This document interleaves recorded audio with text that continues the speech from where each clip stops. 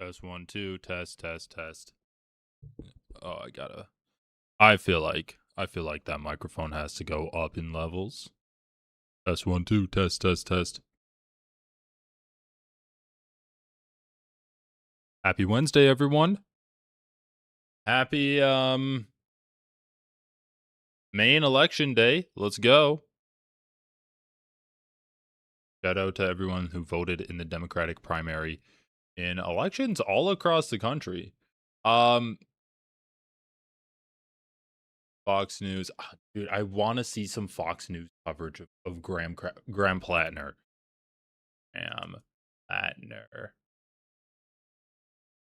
Fox.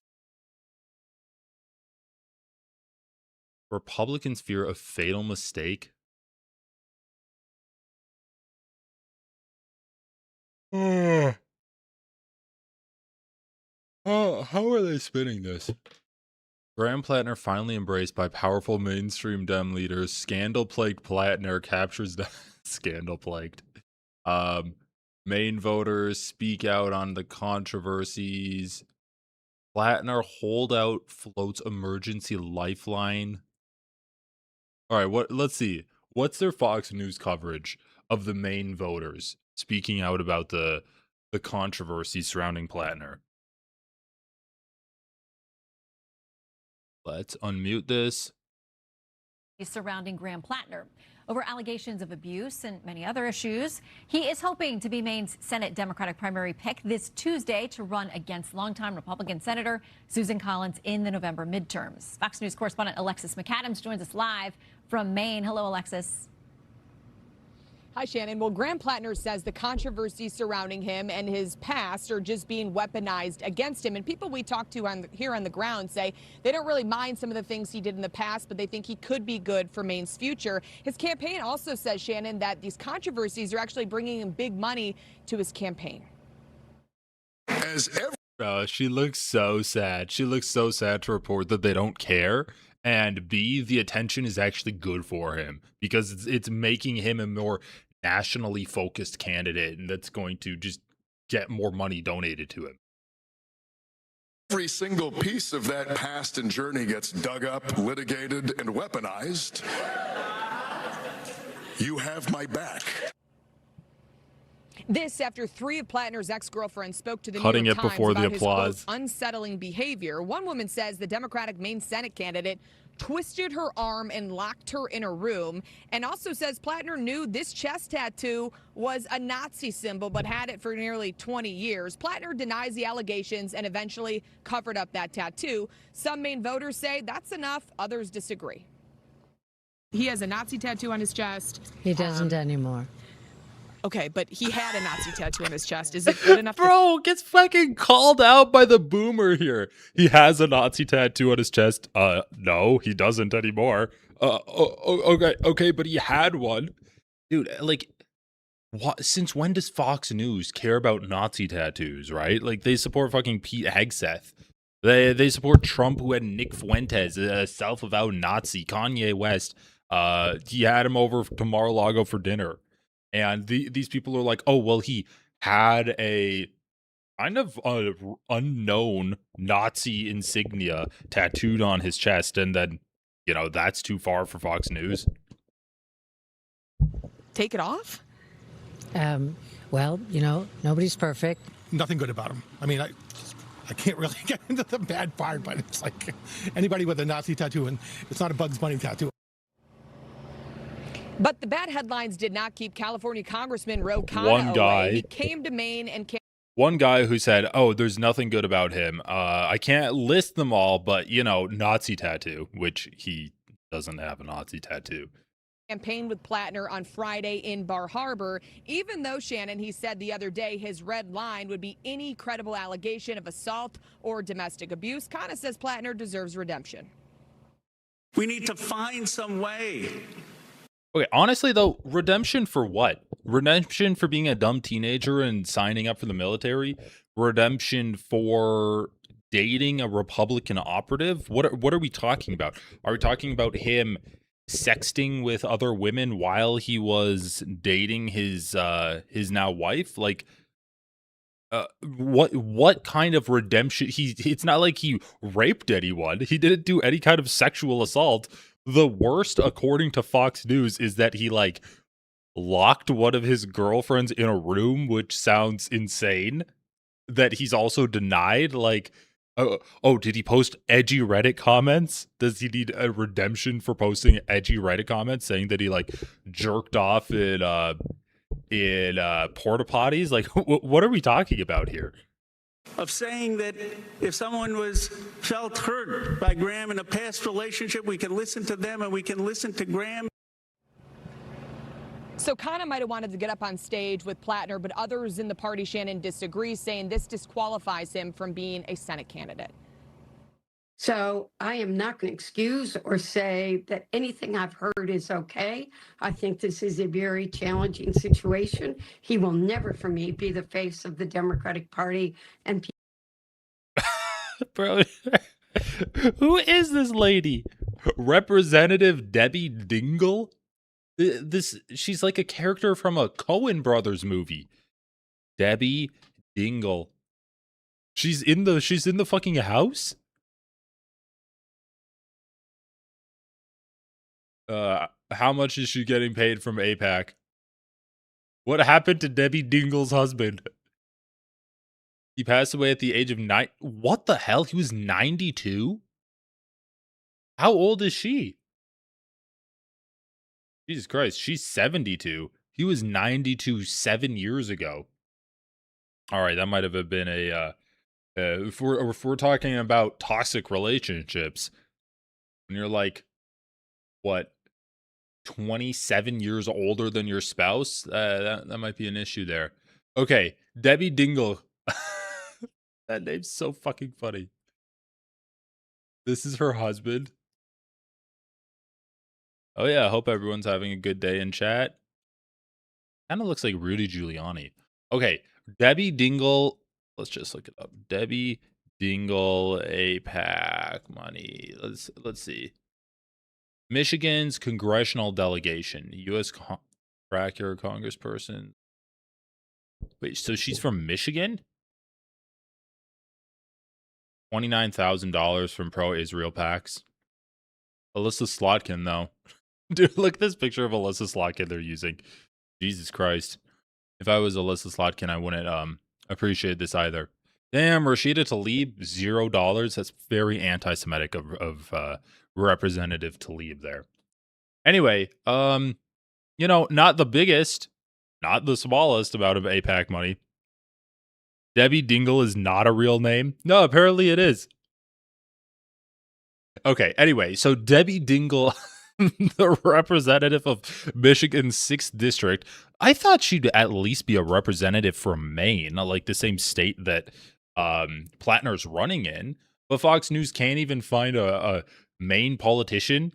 They have to get the fucking 72-year-old AIPAC donor, AIPAC money acceptor, Debbie fucking Dingle, to say that Graham Platner isn't a representative of the Democratic Party for her. people in Maine have a very difficult decision. You're in Michigan. Why is she talking about the people of Maine?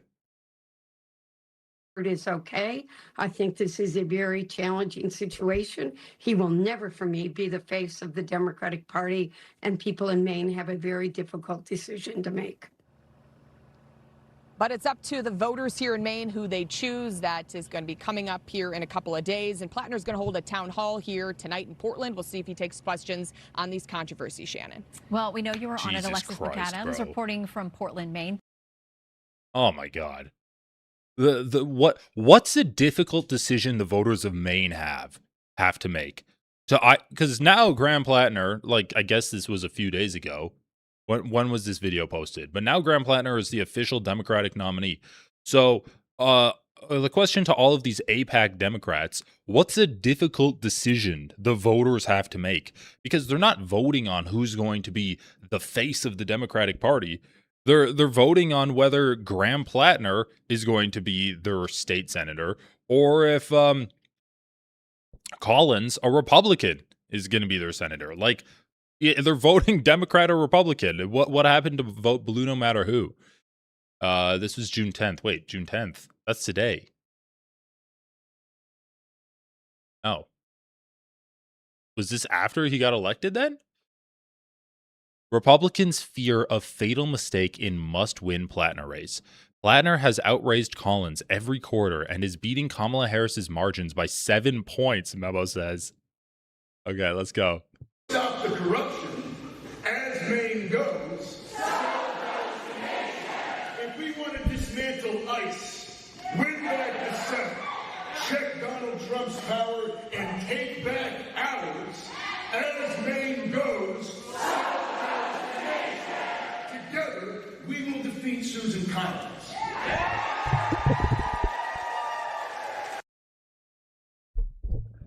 That's cool. They just have a nice pepper rally for Graham Platner posted on their article saying that the Republicans are cooked in Maine.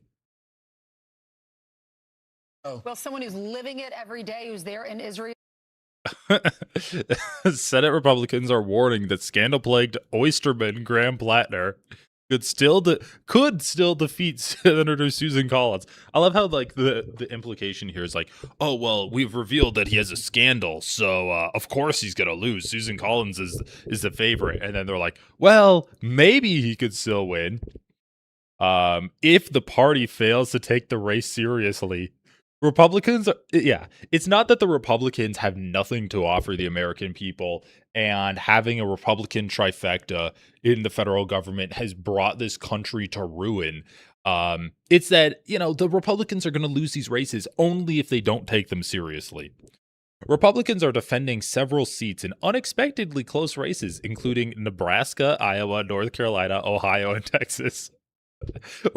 While seeking to flip Georgia. Yeah. This is a great time. This is a great opportunity for Republicans to try to flip the state of Georgia. Maine is different.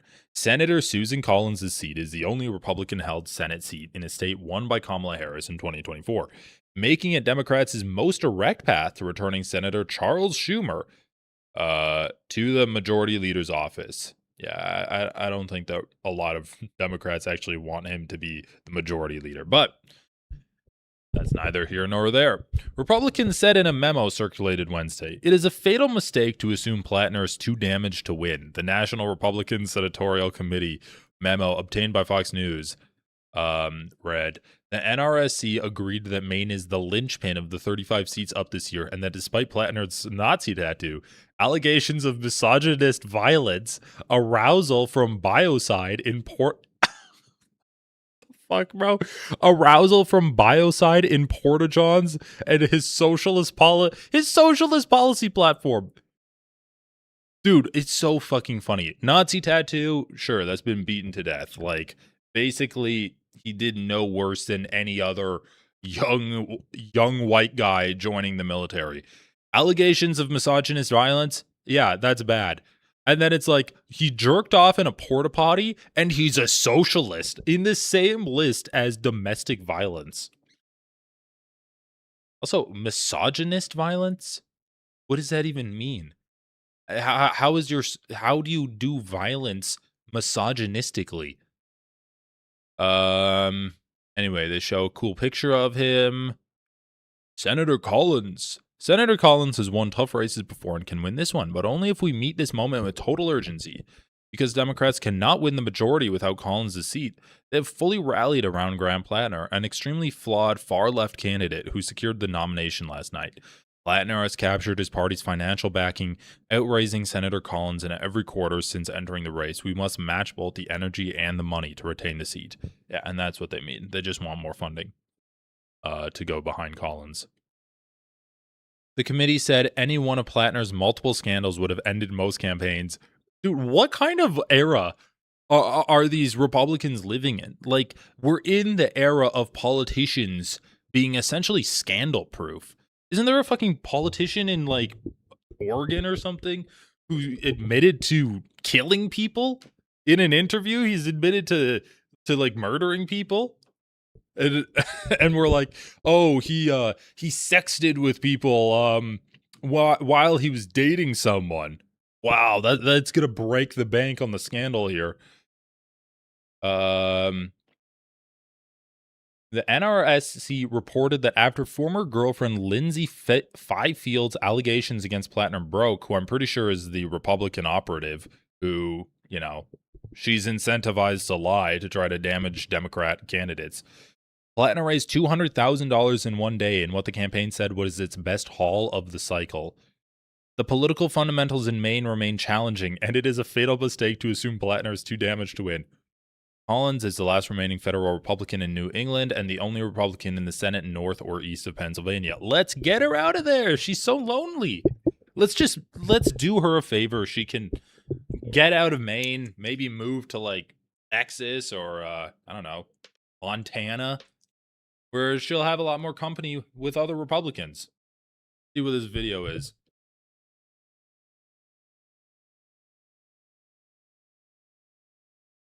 Collins blasts Platner over Reddit post mocking wounded U.S. soldier. Wasn't he a fucking soldier? You'd have to narrow your question down because there are. Well, he was talking about how the military. What do you think about it? Well, you'd have to narrow your question down because there are. Well, he was talking about how the military, the Taliban. Great job of her blasting him. Clearly uninterested, literally walking into an elevator while a Fox News online journalist or whatever is just like, oh, he did this bad thing, can you turn around and purse your lips? The soldier, so he's mocking a wounded soldier. He's also talking about masturbation in porta potties. It's never appropriate to mock a downed American soldier. Thank you. That's just a problem. Do you think he should drop out? What the fuck is this, dude? Was this made by AI? Holy shit. She literally didn't even respond. That was the most milquetoast response possible to what he made. Oh, he mocked a wounded US soldier. Okay, like I don't know. I don't fucking know the context. Could it have been that guy like Dan Crenshaw who has lost his eye and then he gets mocked? Was he mocking him because he was wounded, or was he mocking him because he was like an asshole and for some other kind of reason? And then he's like, oh, and he jerked off in porta potties, and then she ignores that, walks into the elevator. He's like, it's like just muttering to herself, it's not good to mock people. And then he's like, should he drop out? Elevator's doors close. Are you kidding me? This is your fucking energetic Republican candidate that you're going to get? That you're going to put the entire Republican election apparatus behind? Dude, holy shit, the Republicans are so fucking cooked. Like, I know that the Democrats have a geriatric issue, but so do the Republicans. And the new Republicans that are popping up that have, kind of come of age in the wake of Donald Trump's presidencies, they're fucked too. Like, they're absolutely insane because no sane person is a Republican after the advent of Donald Trump. Okay, whatever. What else do we have here? The Republicans need to match that urgency. Come November, Mainers will see through his fraudulent working class persona and reject the political baggage Democrats are now stuck defending. What baggage? Like, we gotta make rich people pay their fair share of taxes? That's the political baggage? Like, they have nothing. Oh, he made a Reddit post where he said he jerked off in a porta potty. Okay. Like, seriously. What are we doing? Okay, let's go here. We can watch the speech. I want to listen to Morning Joe. Graham Platner on Morning Joe. Oh, love that they asked him tough questions. All right, let's go. Come on. And Graham Platner joins us now. It's good to have you back on the show. Congratulations on your big win. Graham, congratulations on your big win. And now the tough part starts. Obviously, you have seen sort of this crescendo. You've seen the New York Times story. You've seen the accusations about the sexting, about the tattoos, about yesterday it was about some NDA that somebody said that your team And we'll get to all of that. You know how I know we'll get to all that? We'll get to all that because Meek is here, so she will make sure we get to all that. I want to ask you first, though, a couple quick things. We've been talking about Iran, obviously, for the first 30 minutes of this show. The president should not have gone in our opinion, but he's in there. How do we get out in a way that working class voters won't be hammered every time they go to the gas station to fill up their trucks or cars? I mean, I think the real answer here is we simply have to stop engaging in military operations against. Did you just say, how do we get out of the Iran war? It's not like we have troops on the ground right now. We can just not bombing them. We can not bomb them and then come up with some kind of like JCPOA type deal to, I don't know. I don't even give a fuck about their nuclear capabilities. Essentially just normalize diplomatic relations with them and do fucking reparations. Like, if you normalize the relationships with Iran, then who cares if they have a nuke? The only reason that we wanted to stop them from getting a nuke is to invade them. If we're not trying to invade them, then how does it affect us? Iran. And in long term, I'll be entirely honest, I think we need to start pulling troops back from the region entirely. I mean, my entire life. Damn, bro. Also, that's 100% true. Like, I didn't even mention that. But the only reason we're having soldiers die in this war in the first place is because we have troops stationed all over Iran. Or not all over Iran, but all over the Middle East in an attempt to kind of box in and control Iran. Has been essentially defined by America's wars in the Middle East. And here we are, almost 30 years, well, really, if you look back at the Gulf War, even longer. And what has it really brought us? I mean, we just get a mass amount of debt, spending a ton of taxpayer money, expending the lives and, frankly, the futures of a whole generation of young American men and women, and bringing an immense amount of violence to civilians in the region. I think long term, I mean, I've never, no one's ever been able to explain to me what like fighting in Iraq did for the state of Maine. And I think the reason no one's been able to explain that to me is that it didn't do anything, or at least nothing positive. Right.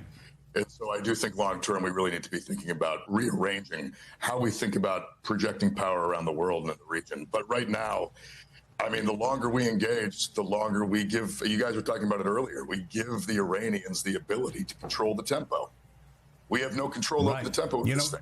We have no control over the outcome. And yeah. I'm sorry, we have a delay. I was just going to say the difference for Mainers on Iraq and Iran is what's happening in Iran is actually impacting working Mainers even more than the tragedy of Iraq because of the Strait. I wanted to ask you. The tragedy of Iraq? Okay. It was a tragedy that we got involved there? Is that what he's saying? Something about the difference between you and Susan Collins on this issue, because a lot of people that went to vote yesterday had microphones stuck in their face and said, well, what do you think about all the controversy surrounding Graham Platner? And they said, well, we don't like it. They seemed, some reports especially disturbed by the sexting stories. Some reports were especially disturbed by the sexting stories. Like, this is just not a fucking real country, bro. What are we talking about? They were disturbed by him sexting? Bro, I can't get over how much Graham Platner just looks like a dog. Like, he just has that, like, kind of pug face with the whiskers that you'd see on, like, some kind of terrier or something. Like, I love his look.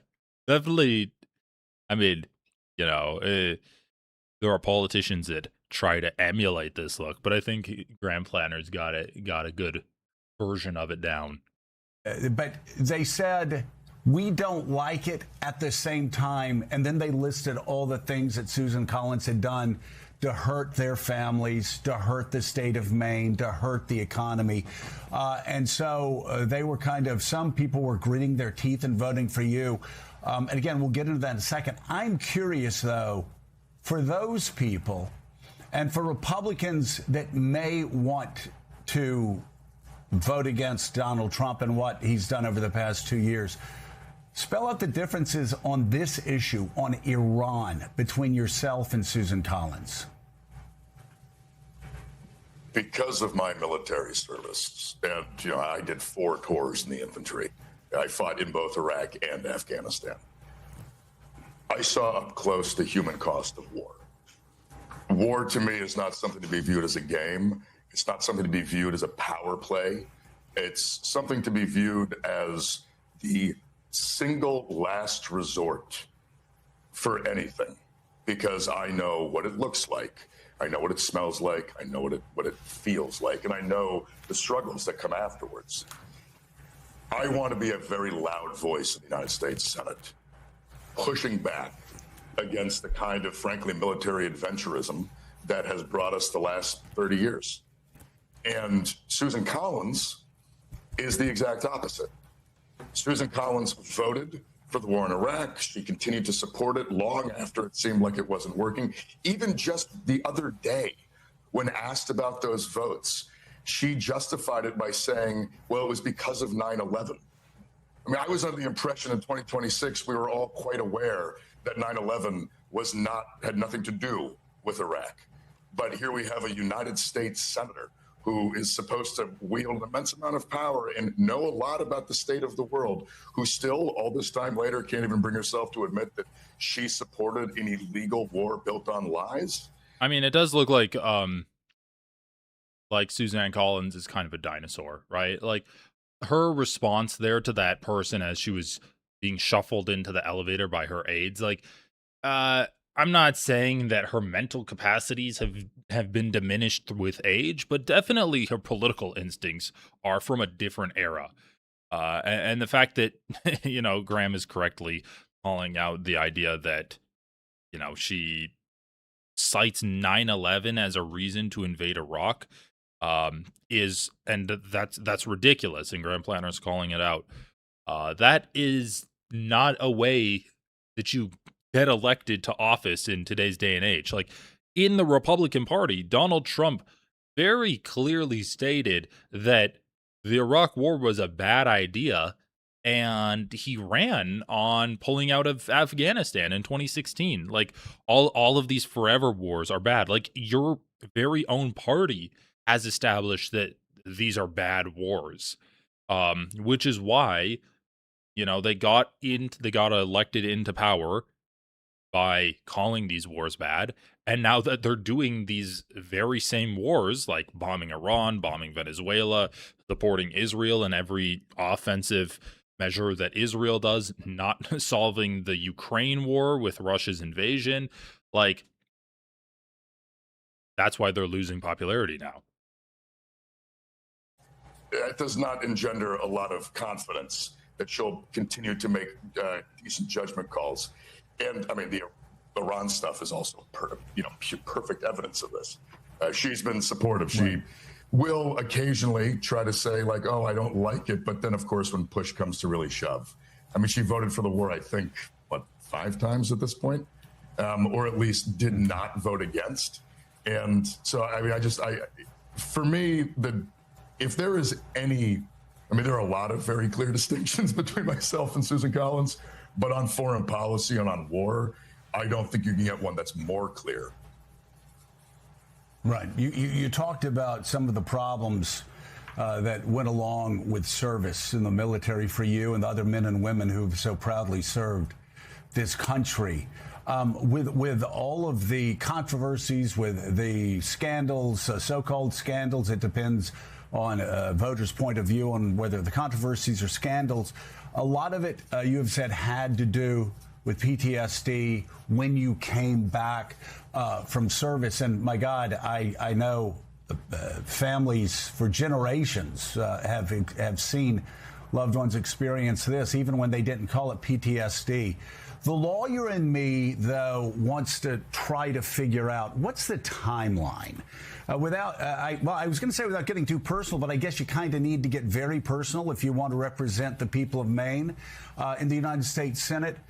Give us a timeline for your struggles with PTSD and how you believe it impacted you personally and explains Is this question not many ridiculous? of the character failings that you yourself have talked about as you've tried working through these. What's the time frame for that PTSD?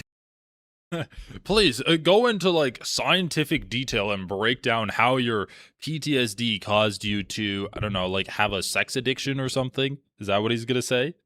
Also, what's this controversy about him locking a woman into a room? I want to hear that.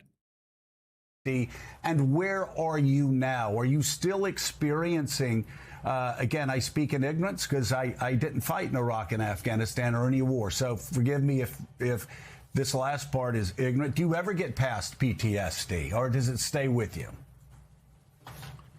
So I'll just say, I mean, look, much like any kind of treatment or therapy, much like getting over any kind of trauma, there isn't like one day where you're not doing well and then one day you're magically good again. It's a journey.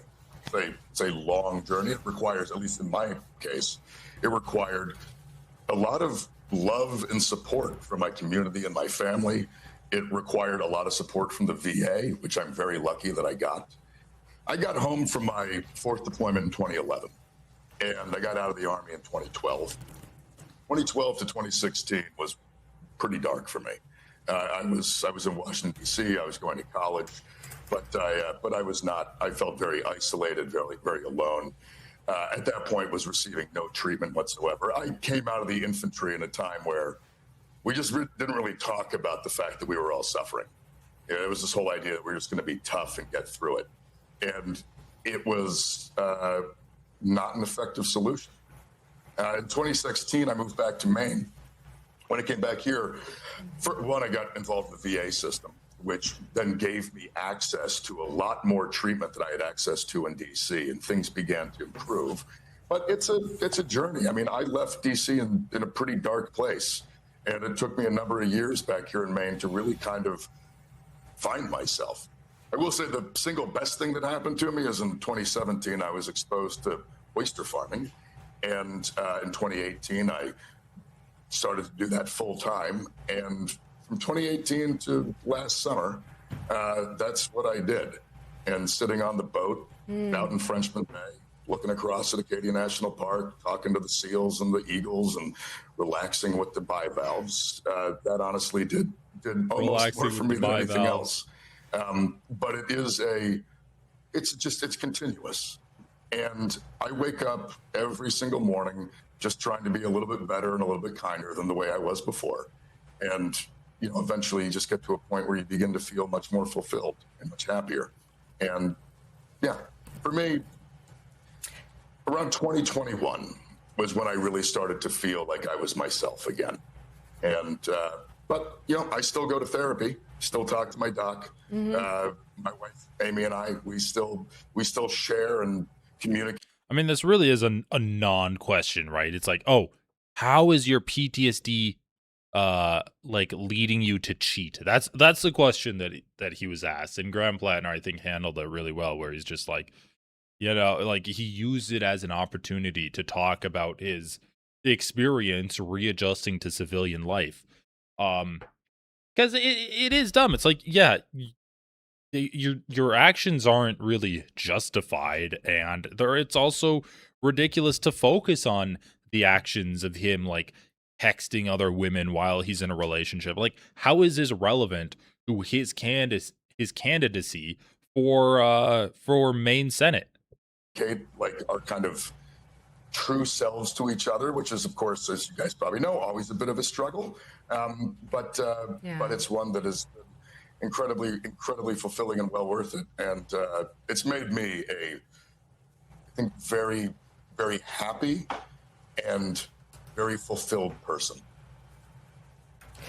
Well, first of all, the sights and sounds that you described from Frenchman's Bay to Acadia National Park, I know very well, and I could see how that would actually bring a lot of clarity, that it's a beautiful, incredible way of life in Maine, the way life should be. And I also think that a lot of families who have struggled with their tours of duty in the years after can really appreciate what you're sharing, and also showing that therapy is not a weakness. Therapy is building strength, and I can appreciate all of that. If I'm in your campaign, or if I'm high up in the Democratic Party, at this point, I have a few questions in terms of the health of your campaign moving forward into the general, which is a whole different ballgame. So here's my first. You were asked this question by Chris Hayes about the issue of, is there more out there? What else could be out there that might be revealed during the campaign? And you deflected, said, among other things, this is between you and your wife.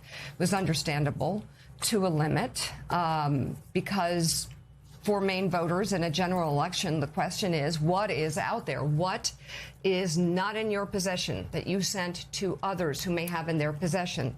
How many concerning pictures and or text messages are in the possession of other people that could be used against you? And I'd like to know if there are pictures, concerning pictures. Like, dude, this is so fucking stupid. Who cares? What? Who gives a fuck about this? That's what I want to know, because the Maine voters don't. The Maine voters haven't said shit about it. And we're supposed to, like, oh my god, someone out there has a picture of Platner's cock, Platner penis. So, the Washington Post is gonna publish Platner penis next. Oh my god. Like, oh yeah, I remember back in 2019, I got real drunk and I sent a picture of myself in my birthday suit to a cutie that I was texting on Tinder. Like, what's the response that they want here? Come on, Platter. What are you gonna say? Oh, I don't know. I don't care. Like, I guess that's what I would say. Oh, if I'm sure someone's got a picture of my penis. Maybe they could make some money selling it. I will just say that the nature of Amy and I's relationship has been blown, I would say, totally out of proportion. Early in our marriage, we had some struggles, and we worked through them, because that's what you do when you're in love with somebody. And it made our marriage much stronger, made us, frankly, a much happier and communicative couple. I was single for the majority of my adult life. I was Bastard. in my 20s and 30s, and I dated. And, you know, that's in the modern age. That's what happens. You date people, and you use dating apps, and you do all this stuff. And frankly, that all happened long before I got married, and happened long before I decided to run for the United States Senate. I can just tell you, there is nothing out there that is going to will run counter to any of the stories that I've talked about openly this entire campaign. And I know everyone continues to be like, oh, what else is coming? You know, ironically, right, the whole what else is coming has essentially been the same thing the whole time, which is my dick. I've been very open about the fact that I struggled, very open about the fact I had a long list. He's so open, man. He was so open. Even on those dating apps, he was open. There's a whole treasure trove of Graham Platner pics out there somewhere.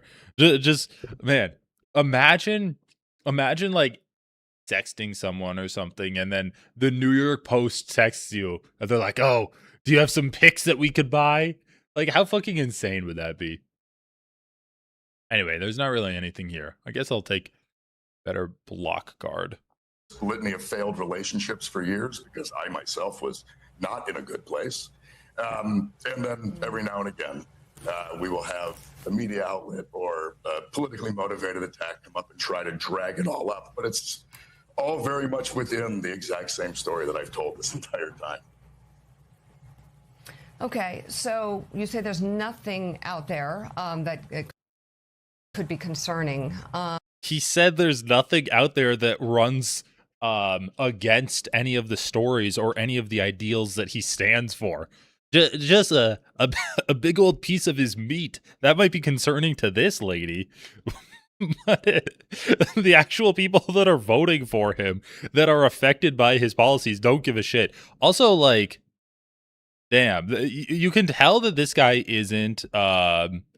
You can tell that this guy's not cosplaying as a working man because you see his sweatshirt and the string on his sweatshirt is all twisted up like it got stretched out or it got wound up in the wash. Like, this is a man who wears these sweatshirts. He's got jars behind him. I don't know what these jars are, whether they're like they look like seasoning jars or something. Like, he's just in a fucking closet wearing his shitty ass ratty sweatshirt, talking to these people about his meat pics that he's been sending out. Holy shit! How is this a real fucking country? Are there any other concerning pictures of you that might be anywhere? How many dick pics have you sent in your entire life? We need to know now. It's like, but we found his fucking Reddit account. We found his anonymous Reddit account, and he survived that. I'm pretty sure that's the worst that could be found. And this may seem a little bit rich. There's nothing out there. I just want to make this clear. There's nothing out there that's actually concerning. People will. Let's go. Dude, Graham actually does a great job of calling out their bullshit. And this may seem a little bit rich. There's nothing out there. I just want to make this clear. There's nothing out there that's actually concerning. People will make everything seem very concerning because that's what people do in politics. But, you know, I think the thing about all of this is what I find to be kind of most curious is this is what everyone wants to make the campaign about. So we do not talk about the struggles of working manors. We do not talk about the fact that I know someone in my hometown here who works 3 jobs and pays over 60% of her monthly income in rent. I think that matters a lot more than the details of. Careful, Graham. Careful, they're not going to like that. My relationship before I ran for United States Senate. That's just me.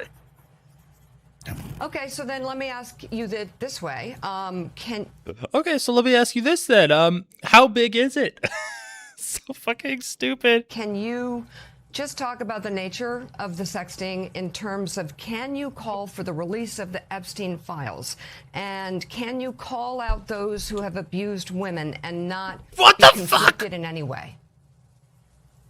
Bro, bro, I'm actually fucking speechless. Sorry, I had my feet up on a. I'm speechless. In terms of, so you've sexted, right? As a person who sexted, how can you be morally consistent by calling for the release of the Epstein files and calling for the support of women who have been abused? Like, bro, is this like the 1970s? Are we? Do we have? I don't even fucking know. Is this like the satanic panic? You have some nudie magazines. You're going to hell. You're going to hell for that. Like, what the fuck are we talking about? First of all, this is a disgusting question. Regardless of the fact that it has nothing to do with his actual policies, this is a disgusting question on its face that they're comparing having adult conversations with adults to raping children and abusing women. What the fuck are we doing here? Is this a serious thing? Like, who is this person? Who is this lady on Morning Joe? Morning Joe cast. Mika Brzezinski.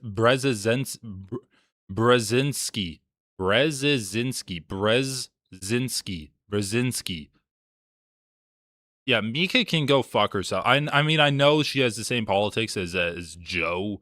What's his name? Joe Scarborough. But are you fucking kidding me? This is actually triggered me.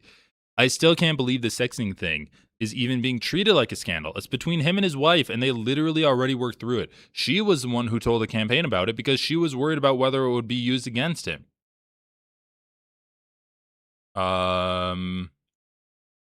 We don't want perfectly packaged candidates who will do nothing to improve the lives of their people. I'm sick of y'all steadily drilling Platner. Use that energy on Collins, why don't you? That's a good point. Why don't you fucking interview Collins. I like Platner. He's real. What the fuck is this line of questioning? Shame on Emma's now? Genuinely hilarious that Mika and Joe literally cheated on their spouses with each other.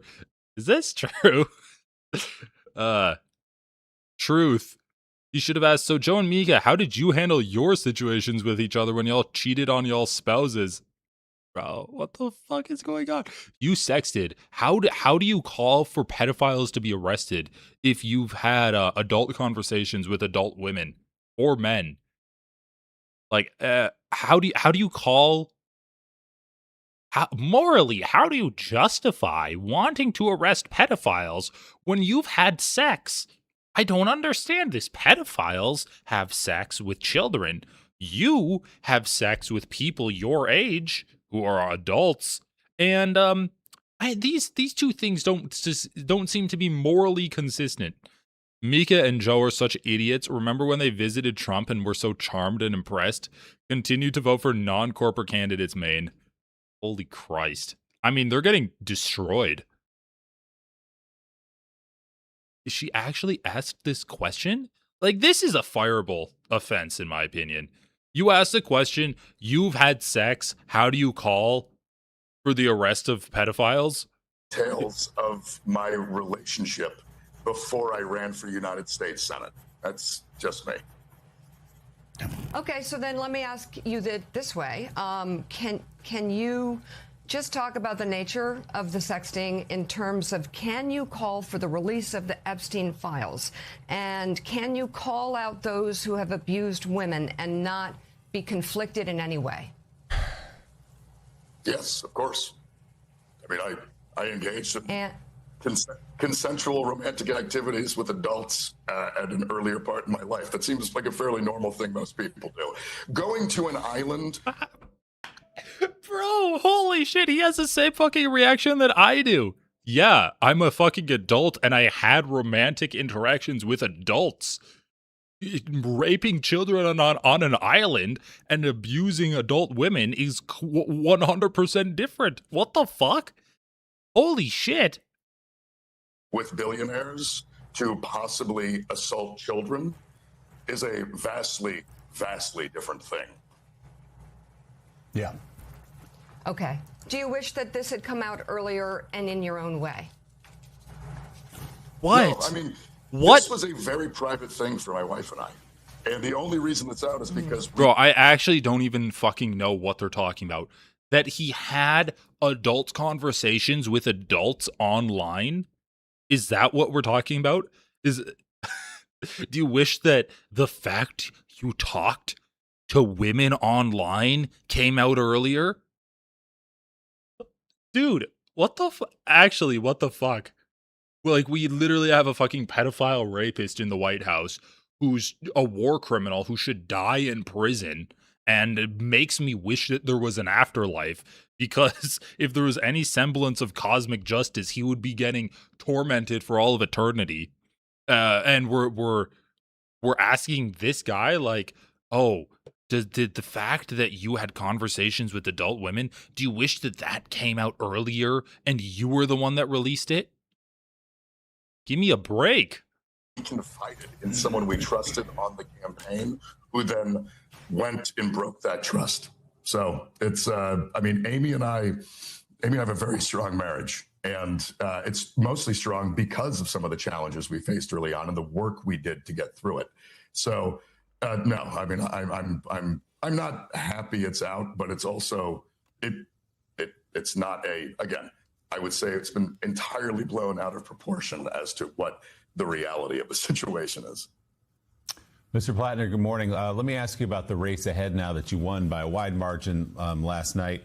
Susan Collins hasn't really had a close race in a long time. 6 years ago, it was under double digits. She won by 8 points. But there always seems to be this idea, because Maine in presidential elections goes blue by and large, that this is the time that Susan Collins is going to be defeated, and yet it never seems to be. So why do you believe this time Mainers will walk away from Susan Collins, as I assume you believe they will? Well, I believe they will because I am a normal Mainer, and I have lots of normal Mainer friends, and everybody Republican. Bro, the people on this show just keep getting more and more generic looking. What? This show is like made in a fucking laboratory. They just like super press liberals until they pop out the most generic versions possible of them. Democrats, independents. A lot of people in this state are sick and tired of someone who, for decades now, has not really stood up for the people of Maine. Someone who will not hold the Trump administration to account. Someone who has gotten quite wealthy while in office, trading stocks and bonds, which is a very unpopular thing for those of us down here that don't have stocks and bonds. Someone who promised to protect Roe v. Wade and then went and voted for Brett Kavanaugh and brought about the destruction of a woman's right to choose in this country. Those are real things that people see there, and they bring about material realities for us down here on the ground. And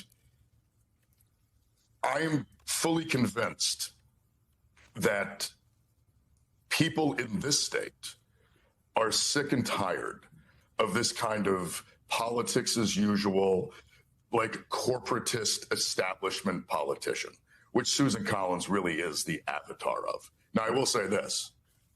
The Republican Party, the people that donate to Susan Collins, the people that support her, they know the stakes of this thing. And so they are dumping millions of dollars into the state of Maine in attack ads against us already. We'll say for anybody who's watching at home, if you want to see Susan Collins beaten, please go to grantforsenate.com and donate. We can definitely use the help. But the stakes of this are so high because we really are looking at, is this country going to be able to go in a direction of a politics that is accessible, a politics that is representative of regular people, and then a politics that therefore represents regular working people?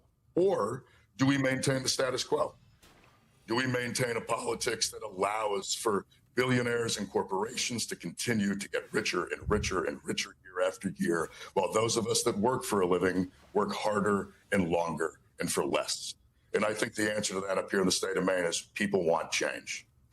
As you've been hearing for months from your Democratic opponents, and now will grow louder with the Collins campaign and Republicans even nationally, the argument against you is that all of the comments that you've talked about and addressed and said you were at a bad time in your life, the past comments about black people, calling yourself a communist, talking about police, talking about yourself a communist, armed resistance for the working class.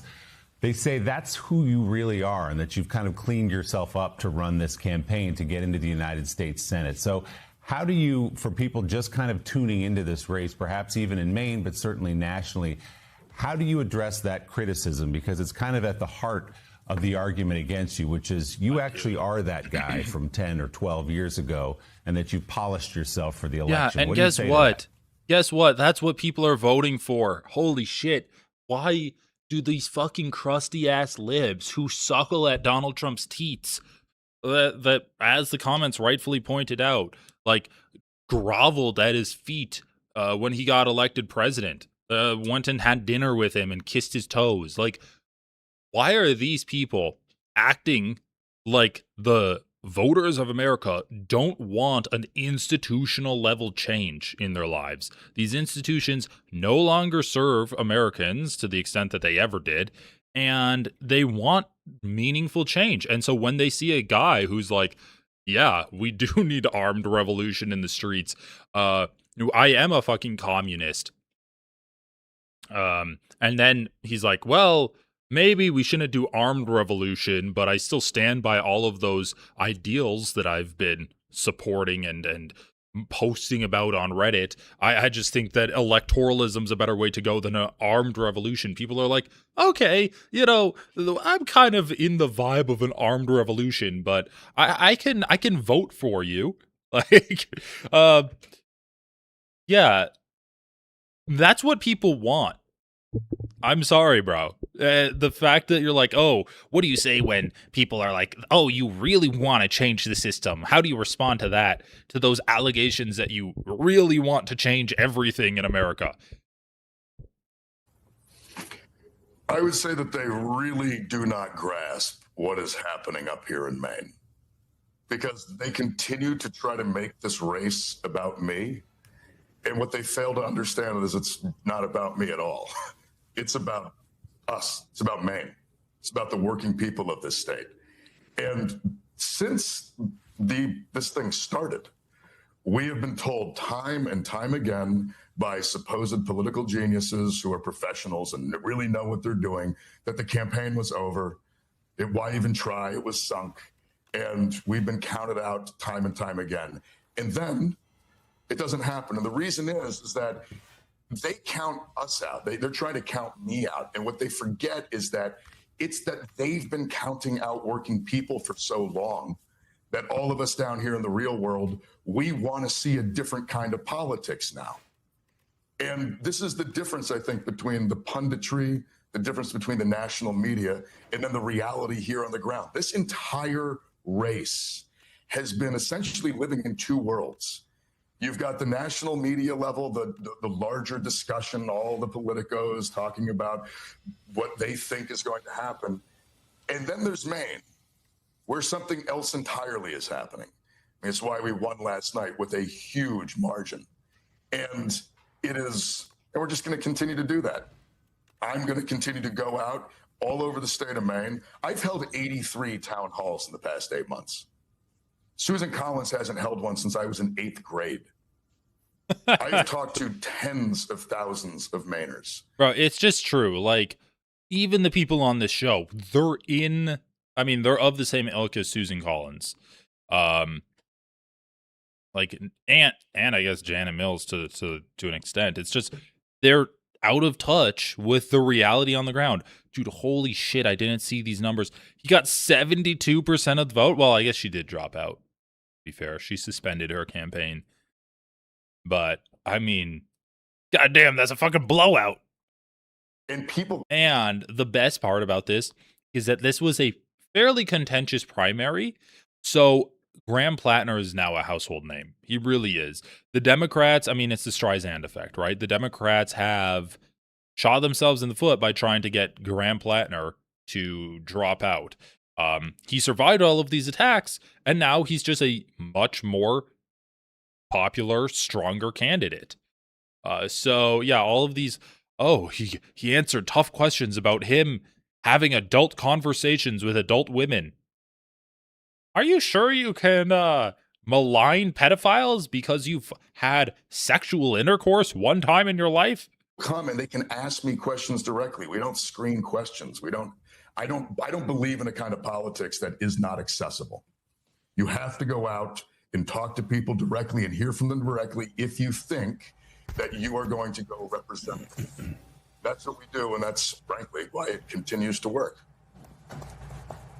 Well, we wanted to keep you for the full 3-4 hours, but you have to get to Bar Harbor, and apologize to your campaign for us because they said he's gonna miss the event.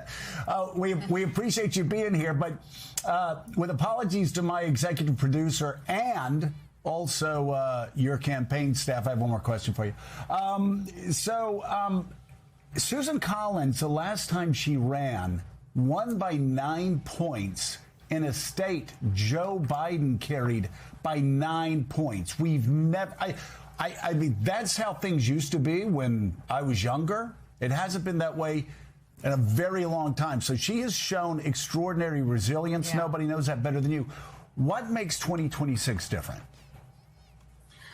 One is that Roe has now been overturned. I mean, people often forget this, but in 2020, we tried to hang the millstone of Brett Kavanaugh around her neck. But materially, Roe still stood. She could still point to it and tell people, no, it's okay. I know what I'm doing. I'm protecting a woman's right to choose. We now know that that was an entire falsehood, and that has now entirely changed. And then there's just the other element, which is that I don't know what it's like for a lot of folks around this country, but I can say that here in the state of Maine, things have gotten significantly harder down here in the real world. You know, I live in eastern Maine. We are down to 2 birthing centers in this part of the state. There were 6 when I was born. We are watching rural hospitals across the state close because of the Medicaid and Medicare cuts. It's crazy how fast this country is deteriorating. Like, medical centers closing, people getting their rights stripped away, just less economic tourism, essentially, because of how ostracized this country is worldwide. The one big beautiful bill that the Republicans passed to justify tax cuts to corporations and the ultra wealthy. Susan Collins did nothing with her power to stop that from happening. And as we watch a deterioration in the material conditions that working people are living in, we are all down here looking for a different kind of politics. That was just not the case in 2020.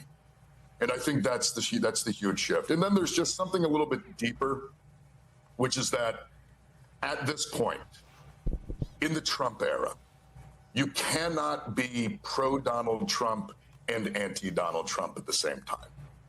That's a needle that's impossible to thread. Everything is too extreme. Everything is too obvious and glaring. And that's the needle that she tries to thread. And you just can't do it. You come across as duplicitous. Yeah. You come across as trying to pull the wool over people's eyes. And in this era with Donald Trump and Susan Collins's total inability to really stand up to him and hold him to any kind of account, people now see her, I think, as this kind of just establishment politician who doesn't really believe in anything and isn't willing to stand up to protect her constituents. And that's what's changed. Democratic candidate for U.S. Senate in Maine, Graham Platner, thank you very much. It's great to have you on. Bro, what is this set anyway? Why? I don't know. It looks like they're in a fucking Greek temple. Okay, that was pretty bad. Not gonna lie, that was bad. I mean, that was worse than I thought it would be. I really didn't think that they'd go that hard in the paint about targeting Graham Platner's, you know, the fact that he sexted women one time. Okay, this is funny.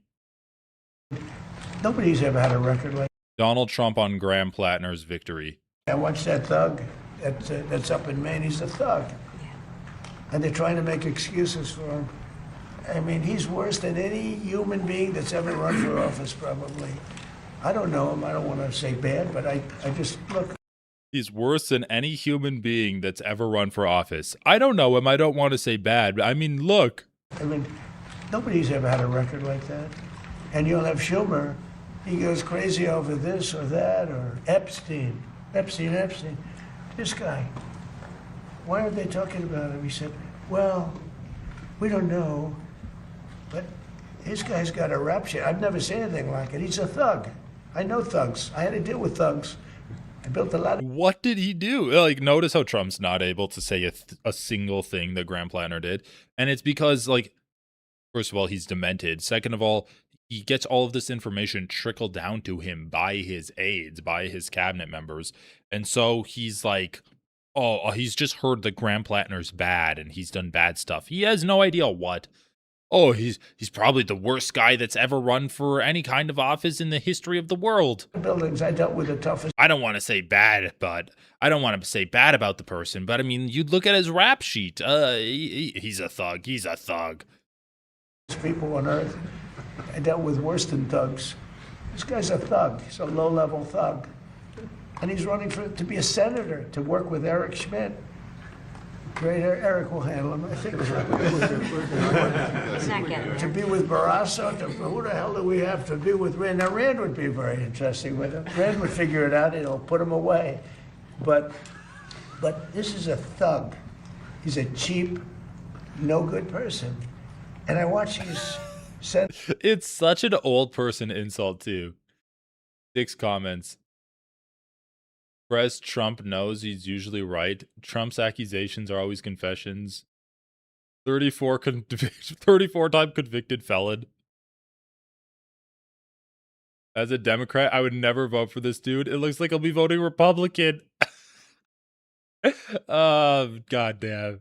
It is the Democrats, and well, we don't really know. You do know. He's as bad. I've never seen a person like that run for office. I watched that. It's so funny. He can't even vocalize a single thing that he's done.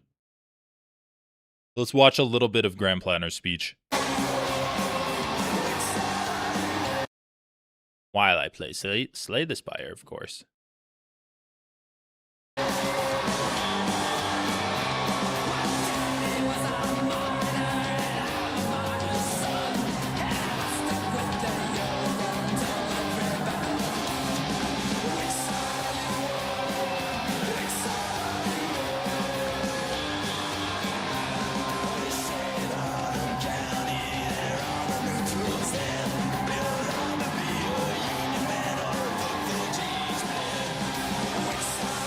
Slay. Oh yeah, happy Pride Month.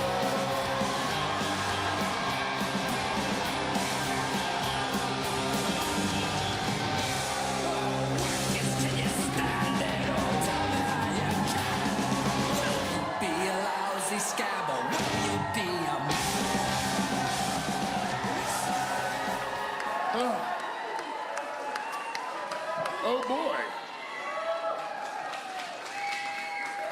Oh. Well, thank you, Maine.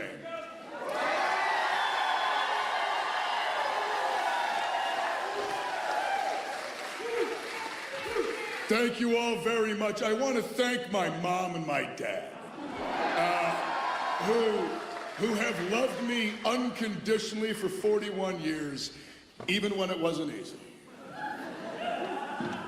If you believe, as I do, that we can change our politics and change our country, then you must also believe that people can change.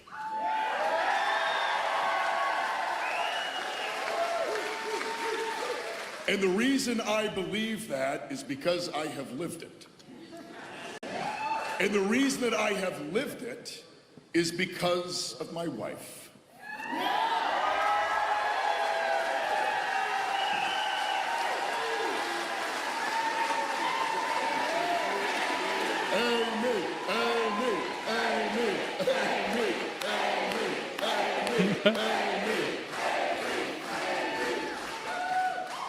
Amy Jane, you are my best friend and the love of my life. And thank you.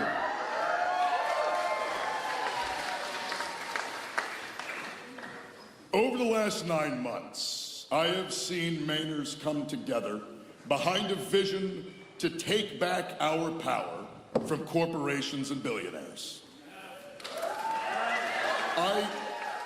I love every single one of you, everyone who has shown up at a town hall, who has knocked on a door, who cast their vote, not for me, but for a vision of a life in Maine that you can afford. I mean, it's not just his policies, but also the way he's campaigning, right? Holding town halls and putting a giant emphasis on door knocking is very effective. That's very effective campaigning.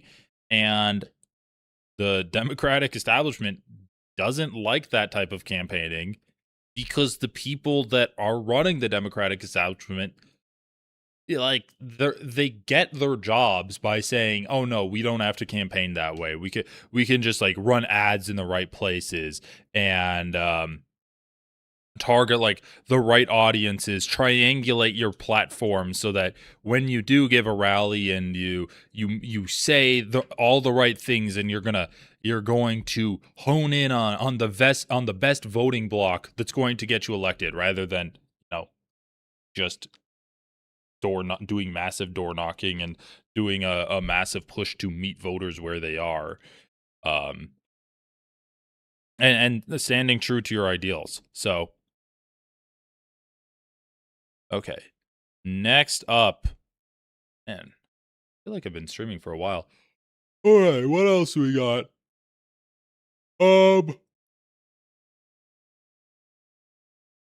Fox News attacks Kyle Graham Platner on MS Now. Okay, he's not in his fucking cabinet here.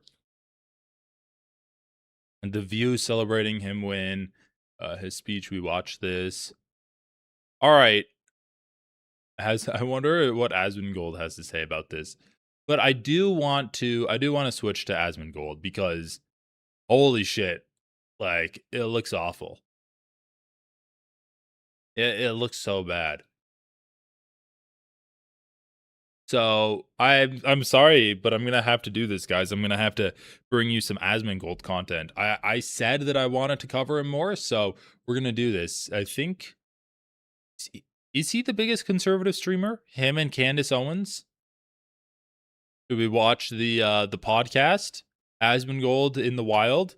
Well, guys, another episode of Allcraft, and this week I am extremely surprised because somehow a few years ago, Rich managed to convince Mia Malkova to start talking to him, And here we are, 3 years later. Is that right? No, welcome Mia to the show. 5? 4. He always adds a year. Holy but we're shit. on our 4th year, like halfway through our 4th year. Yeah, it's 5.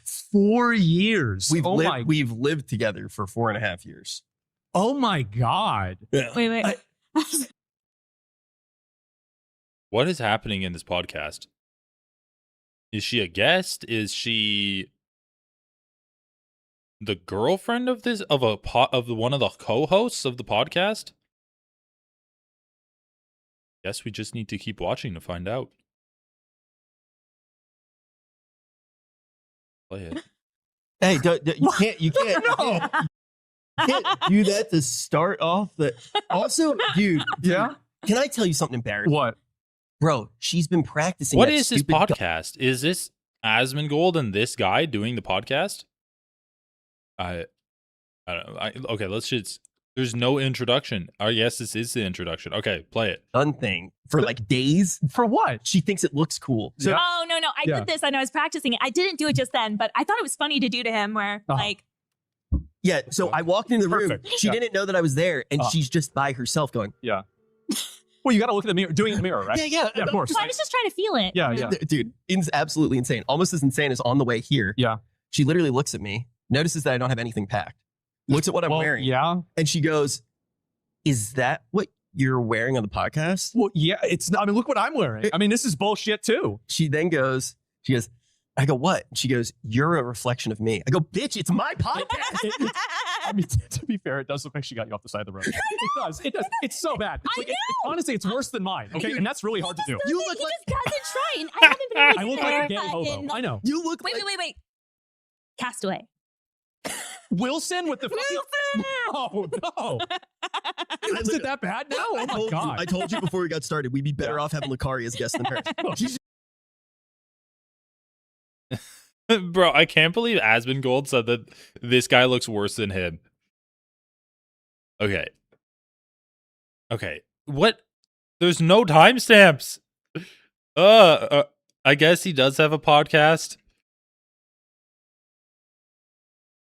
He's gonna roast us for hours. That's fine. What's the worst that Lucari's gonna make us do? Watch the Teletubbies? You do kind of look like though. You look like you're like jerking off Republicans for like $5. Really? Like outside of like the Republican National Committee or something like that? Yeah. All right, guys. Yeah. So big boy. No, I got this shirt. So I ordered this shirt because like obviously people aren't celebrating Pride Month as much anymore, right? And so I'm like, okay, well, now that no companies are celebrating it, now it's funny if I celebrate it now. And so like also 343 Studios shut down. Are they not celebrating it anymore? They're still celebrating, right? Halo is still Galo. But like other than that, no, so nobody else is celebrating it. They don't change their profiles. So I'm like, okay, all these people complain about me wearing the same shirt every day. So if I wear this same shirt every single day for June and they complain about it, they don't want me to celebrate Pride. That is true. That's homophobic. Yeah. And so I basically now I can wear the same shirt all month long. And it's totally fine. Are you going to do it for Juneteenth too? Well, I might wear actually maybe I could wear something different. Yeah. And sure, why not? You know, like people think Asmon's gay now. Yeah, they do. They actually? Yeah. Oh, well, they think that. So because half of my stream is complaining about minorities and the other half is complaining about women. Okay. And there's like 1% that's playing video games too. And so I said that on average, men were more attractive than women. Oh, he told me. Right. And everybody's talking about this. Yeah. Everybody's complaining about this. And so there's a bunch of these girls posting photos of themselves looking for approval to try to prove me wrong, but they end up proving me right.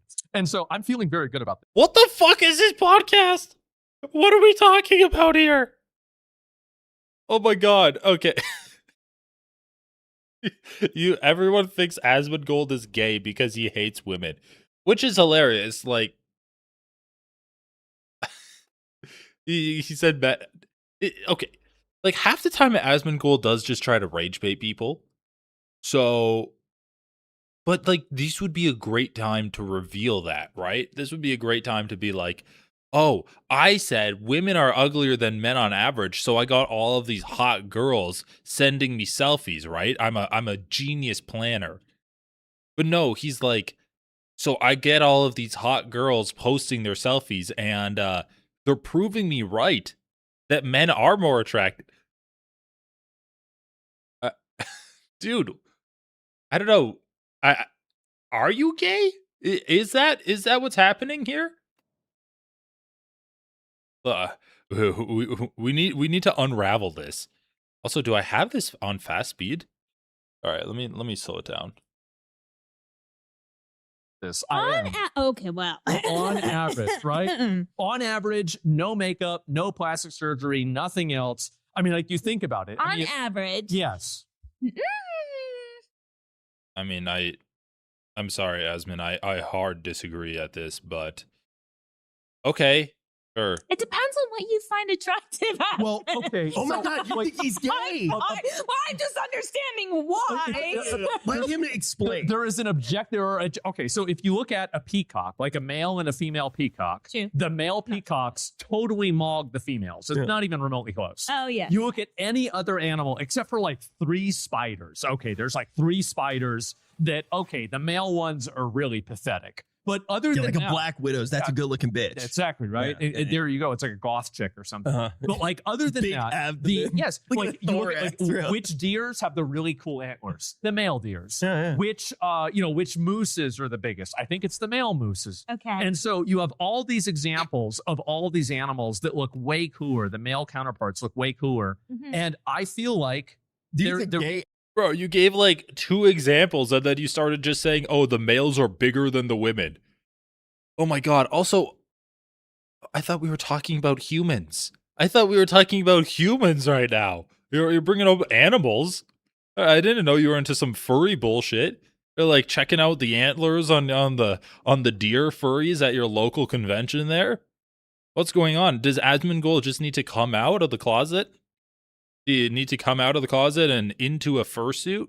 He's already halfway there. And a furry. The reason why is because women, like, if you can have a kid, right? It's totally like you have an intrinsic value. So like if you're a guy, you have to flex. You have to find a reason. Why am I the perkiest peacock out there? Why am I the biggest rooster out there? The best one? Yeah. And for whatever reason, tight, straight. Yes, exactly. And so men have to adapt other types of evolutionary beneficial things. And you see this with all kinds of animals. So I'm just simply saying it. Like, if you can we go back to that frame? You see that chicken in the background right there, right behind you? That's you know what that chicken is? That's a male chicken. Rooster. That's a male chicken. You know why? Because you can see looks really cool.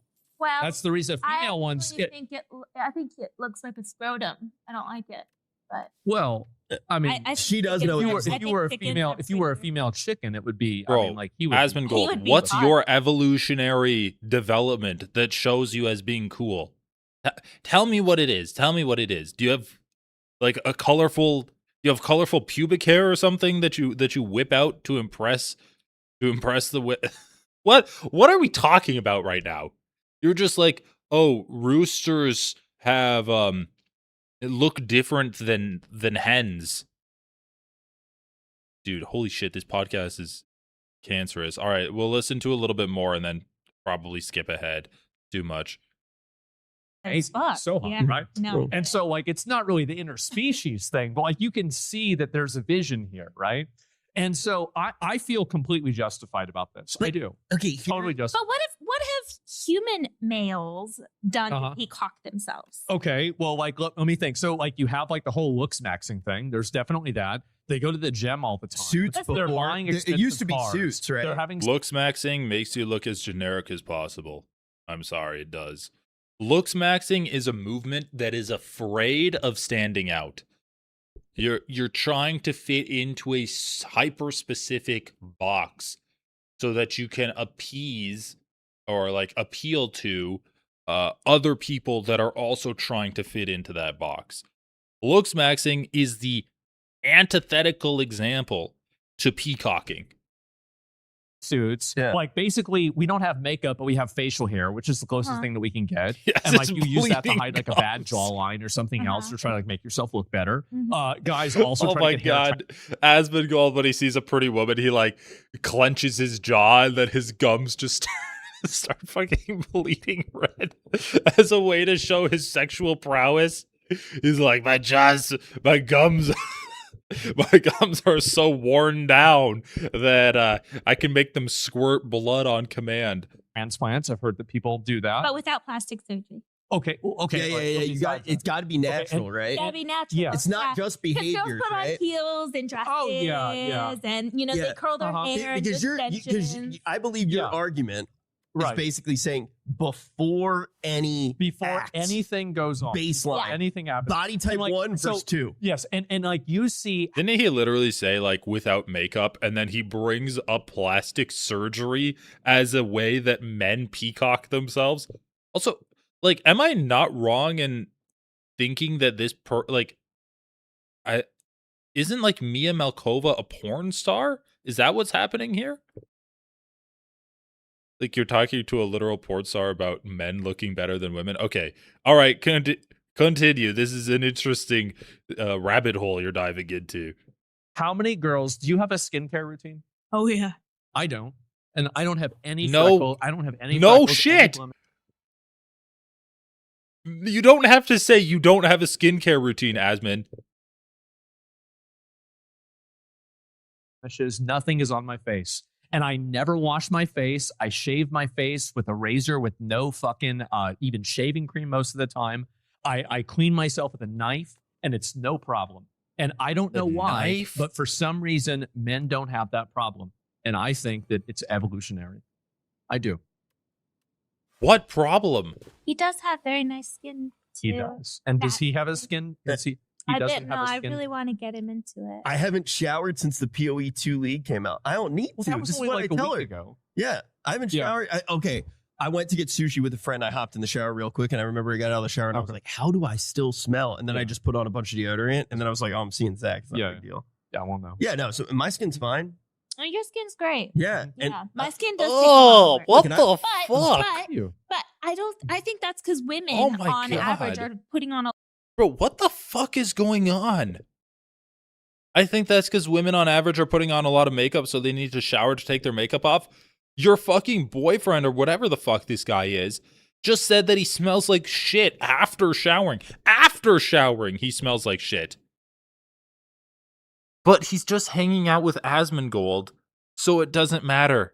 Dude, if my friends are like, oh yeah, like, James smells so fucking bad that I don't give a fuck if I smell like shit because I'm just hanging out with him. Like, that's gotta be rock bottom in your life.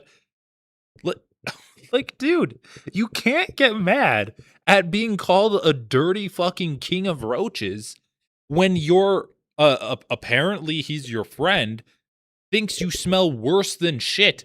He's like, I smell awful, but it's okay because I'm hanging out with Asmongold. What the fuck? This is disgusting. This podcast is disgusting. Like, physically, it's just disgusting me.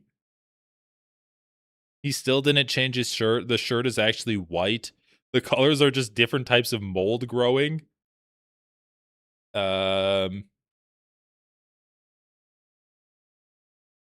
Zach's gay ass shirt. They're literally rainbows. Hassan has Houthi pirates on. Asmon has Mia Malkova on. They're not the same. Ugh, gross. A lot of makeup, so our skin is worse. And then we also overdo a lot of the skin. The skin is not worse because of makeup. You're just wiping the makeup off. You can do that without taking a shower. What the fuck is she talking about? Just because you put on makeup doesn't make your skin worse. And I'm sorry, Asmongold could 1,000,000% benefit from a skincare routine. Maybe he'd look less like a fucking creature of the night. Care and stuff like that. We damage our hair by bleaching it, curling it. So Well, you guys just- naturally, it's That's a lot of work, isn't it? I mean, like, jeez. It's also it's like That's a lot. But we're peacocking. Yeah, I mean, it's a milk versus wine thing too. I guess. Oh shit, she just like destroyed his entire argument. Right? Like, we're gonna keep getting better looking. Yeah. I don't think so. I'm gonna be real. Like, look. You haven't gotten better looking. So Okay. I know Yes, so. because okay. Let me Holy explain shit! why I'm I've sorry. gotten worse I'm looking. sorry. This conversation's too fucking brain dead for me to continue watching. Oh my god.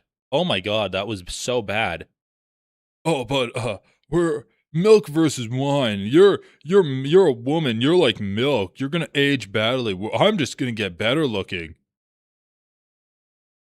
Ugh, Lord. I seriously could not. I'm sorry. I knew this was going to be bad when I got into it, but I had no idea it would be that bad. All right. Regular reaction time video. Lego scandal.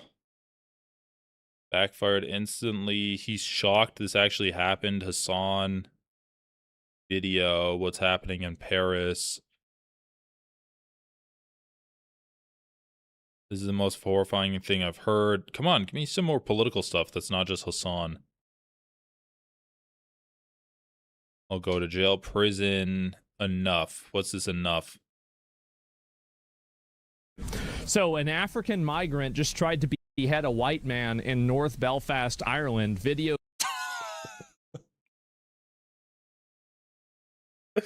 Oh my god. Yeah, of course, bro.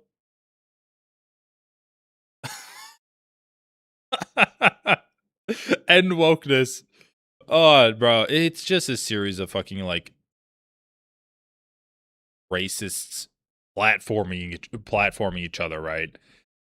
As we go, oh, an African migrant tried to murder a white person. That means that we should ban all black people from migrating outside of Africa. It was too graphic to post.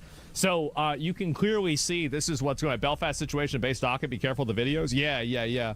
Let me lock in with that because this is actually, I'm gonna be real. This is like way bigger news than like the Carmelo Anthony thing. Like this is insane. So reform politicians let this monster into our country. And this is obviously a fucking, some retard, right? Read the comments. I mean, I don't know. So basically this dude went, my statement on the sickening events in Belfast. Okay, let's see it. He cut his eye out and cut his nose off. You can't show the video on stream. I watched it. He just stabbed him up. Good morning, everybody. I've just watched the most horrific footage from Northern Ireland, from Belfast. So far. Of one man on top of another with a knife, obviously screaming and shouting. Some patriots effectively attempted to intervene. Some I don't patriots. know what happened to the victim, but it didn't look good. Probably not good. I now call... Is the victim dead?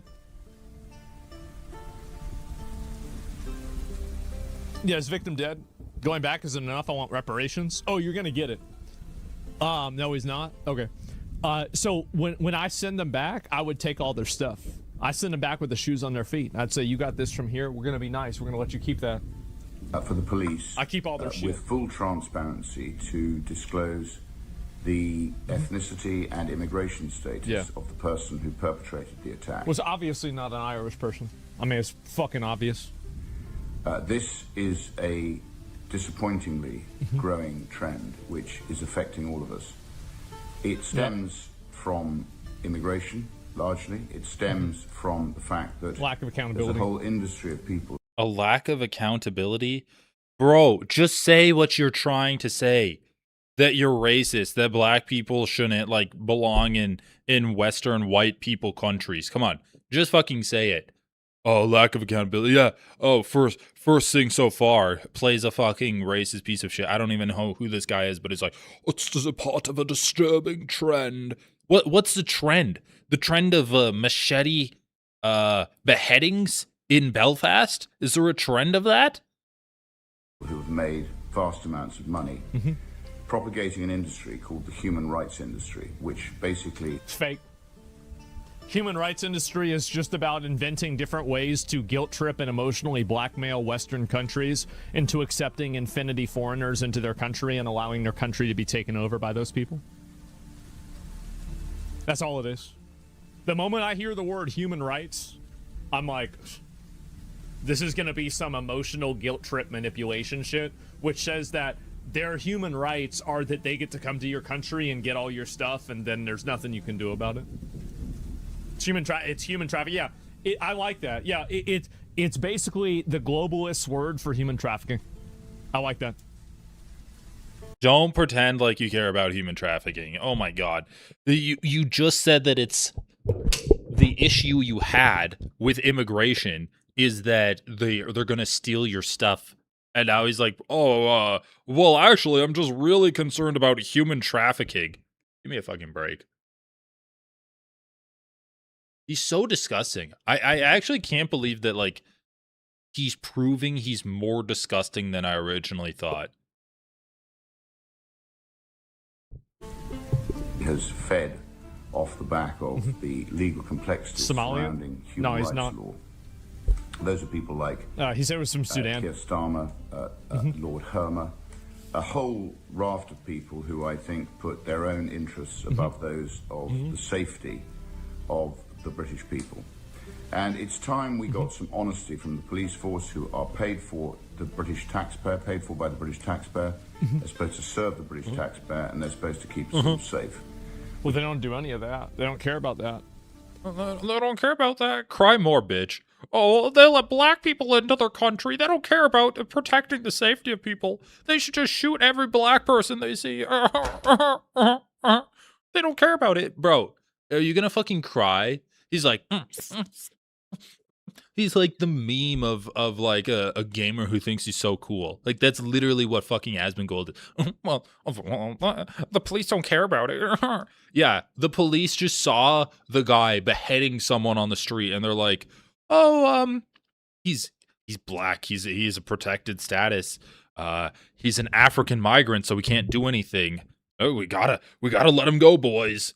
Like, they have him in the fucking holding cell. The chief of police comes in. "We just got a call from the woke mob. Why are we holding a migrant here? He has a protected status. We gotta let him leave. We gotta let him loose." Human rights are valid. They cease to exist when we violate. Human rights don't apply to animals. That's the type of fucking chats that Asmongold has. Violate someone else's rights. The right to immigrate does not exist. Well, the human rights don't really exist because there's no governing apparatus that everybody exists under. So the concept of a human rights is just it's a fantasy. Like, so basically rights are... You get rights given to you by, I mean, your rights are essentially bestowed by laws that your government is supposed to help you conserve your rights to. So you have human rights in different fucking countries. Your rights are different. That doesn't mean that, like, the idea of human rights is a fantasy. No, it's real. There might be different interpretations depending on where you are in your jurisdiction, but they're real. Only, like, there are no human rights. There is no, people are entitled to. Nobody has any of that. It's not real. The only things that are real are like the laws of physics, like gravity, things like that, and even that's dubious, right? In some cases. So they're not God. The laws of gravity are dubious in some cases. In what cases? Like antimatter? Given, like, they are invented by people to be given to people so we can try to transcend being animals, right? But basically it's turned into just a emotional blackmail to let these people into the country. It's a social contract. Yes, exactly. Human rights have turned into emotional blackmail to let these people into the country.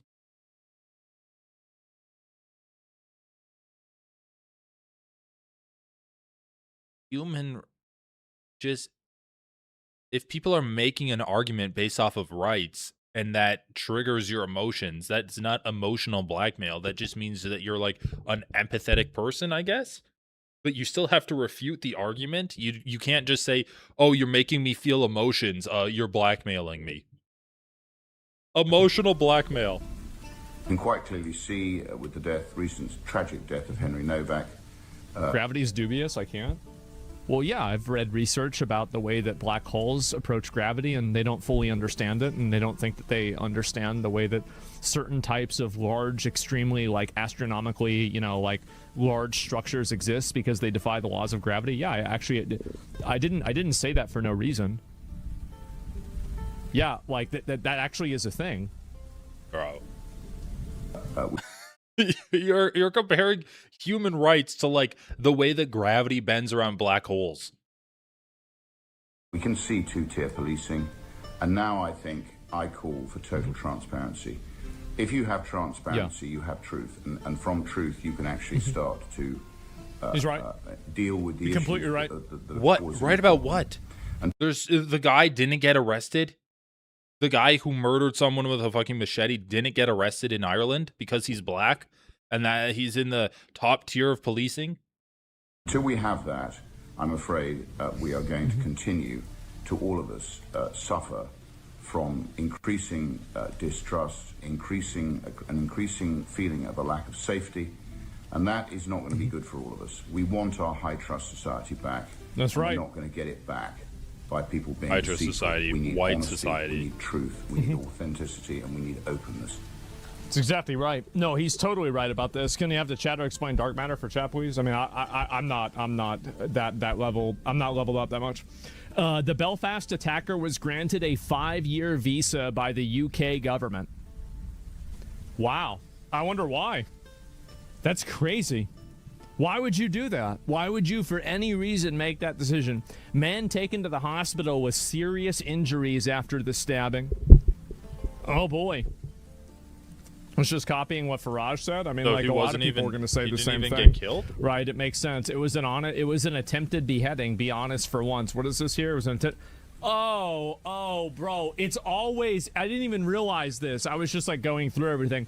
BBC UK. It was an attempted beheading. Be honest for once. As I said, the media are the enemy, right?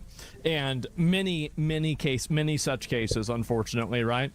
And be careful with the footage. The uncensored is horrific. I mean, I'd just watch it live, honestly. If I was just streaming on Rumble and Kick, I would. But since I'm on Twitch, I have to follow extra rules, which is so annoying. But you know, that's just the way it is. I know a lot of you guys like watching on other platforms, so I try to be reasonable. But that's it. New Belfast mayor highlights drive towards diversity in the city. Guys, I cannot express how much that. You can't have what is this here? Check the quote retweets. They changed the title. Okay, let me see.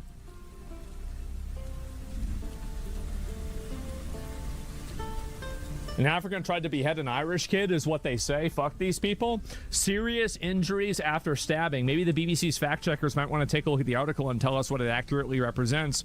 We can all see in the video. You mean an African migrant attempted to behead them? I don't think. Oh, God. Okay, so what is Asmongold doing here? Like, he's just dancing around the idea that, like, this is the issue. He's trying to essentially make the case that, like, oh, diversity got this person stabbed, right? Not even killed. And so we just need to, like, do pogroms against black people, or at the very least stop all immigration from non-white countries into white countries. And it's just boring for him to say that, so he's just got to say shit like, oh, the mayor pushes for diversity. He's like, oh wow, see, it's these emotionally blackmailing liberals that are trying to ruin the country, and they're responsible for this person being killed. Oh, they gave him a visa 5 years ago. They gave him a visa for 5 years. Why would they do that? Like, it's a guy who obviously had a mental health issue and did a violent stabbing, like thousands of cases that happen in England all the time, or England and the United Kingdom. I guess this was in Ireland.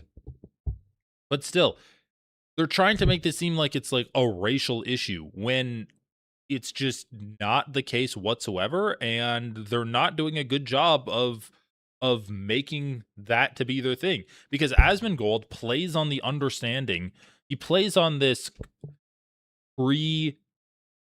predisposed understanding of his audience that black people are the problem and racism is the solution. So we're going to highlight all of these crimes that black people do against white people and just make it seem like, you know, all of the issues in the world are done by black people. I mean, I knew Asmongold was racist, but this is a pretty low level of commentary. He's just like he's just getting like, this is classic conservative Twitter, right? You load up your Twitter and you're just fed a bunch of videos of black people attacking white people.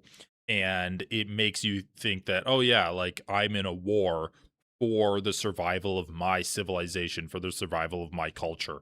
And it's a race war, and black people are to blame. Like, he is priming his audience to be the next generation of Republican voters, which is why I think it's important to cover this guy. BBC reports on serious stabbing when in reality it was an attempted beheading, and fucking AI generated image. Like Asmongold can't say anything other than like, oh, yep, we gotta have transparency. We need a high trust society. Like he's just playing these other people and saying, yep to them. You have made. Oh man. Jesus. Is that it? Guarantee you watch the ISIS beheading? I don't think you have, mate. I don't think you have. Shouldn't it be like, I don't think you have a head? don't think you have, mate. Oh man. Jesus. Is that Why is that even funny? Like it's AI slop. Even the text is AI. And Asmongold's just chortling to himself like it's supposedly like classic British wit. it? Guarantee you watch the ISIS beheadings, strange fascination with gore on the internet.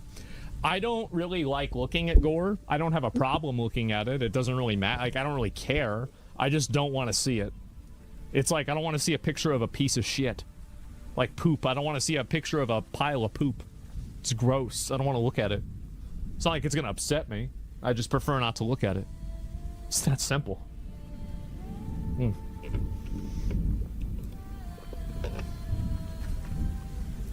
Community notes for the win. And a guy targeted from the Islamists tried sawing his head off in the middle of the street. You ridiculous lawn flamingos. What I was trying to get at with this is that you've got to go and you've got to hold the people that allowed this to happen accountable. You do. You gotta hold them accountable. And basically, what? Anyone who isn't racist is accountable for this person stabbing another person.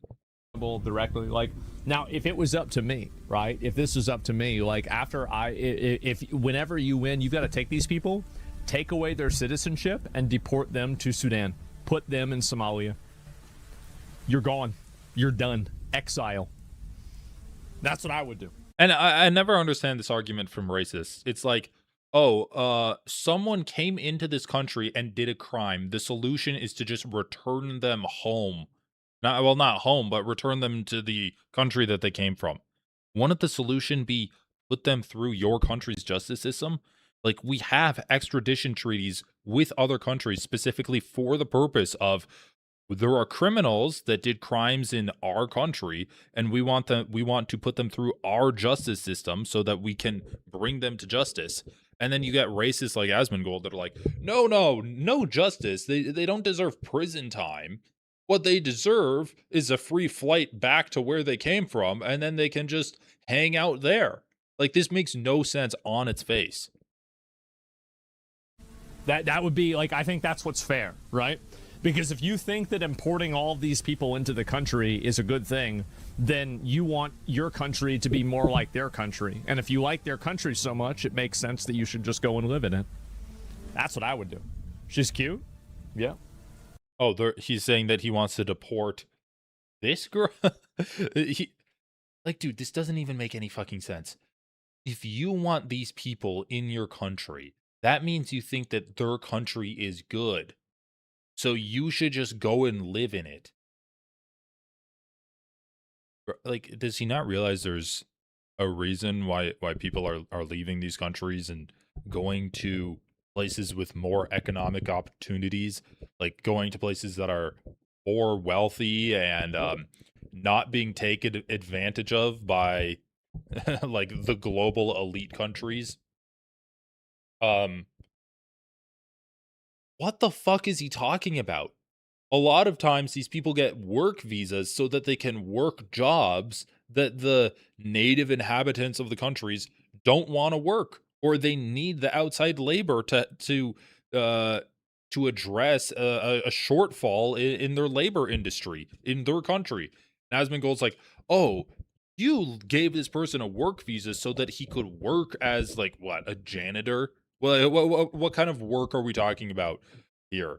So that means you should go to Sudan because you let a Sudanese person into Ireland? Also, like, there's nothing that Asmongold and his audience love to do more than put an attractive woman as their target. Sure. Dentistry fees watching live from Belfast. Yeah, and so anyway, you got riots going on, right? And like, really no surprise here. Let me look at a few other posts about this. Looks like one weirdo boycotted became a figure of the Bud Light commercials. Oh, that? Yeah, that was some other shit.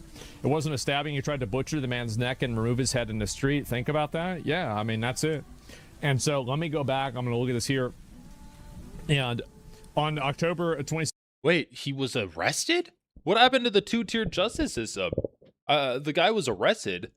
I was not told about this. 6 October 23, 1 month later, General formally answered parliamentary question. The UK has a proud history of supporting refugees. The UK is proud to have welcomed Sudanese nationals. Man, how about that? I saw one person, I replied to a post about this today. And let me go and show you guys. So we need calm heads. It's very important that people like Rupert Lowe, Elon Musk, Nigel Farage, and others don't use this horrific Belfast incident to whip up hostility and division against minorities, migrants, and Muslims living in the UK. We all agree the incident was disgusting and horrific. And so I replied to this and I said, these are the calm heads, actually. Keep running defense for Dude, Asmongold's so funny. Like, truly genius comedic mind. These are the calm heads, actually. Keep running defense for these communities and reframing accountability as racism, and you will find that out.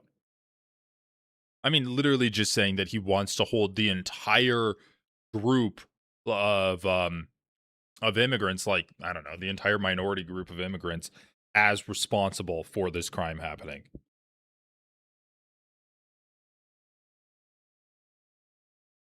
These communities and reframing accountability as racism, and you will find that out.